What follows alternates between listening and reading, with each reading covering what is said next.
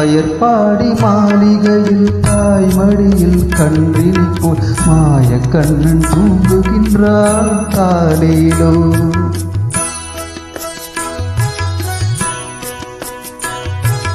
ஆயர்பாடி மாளிகையில் தாய்மடியில் கன்றினை போல் மாயக்கண்ணன் தூங்குகின்றான் காலையிலோ.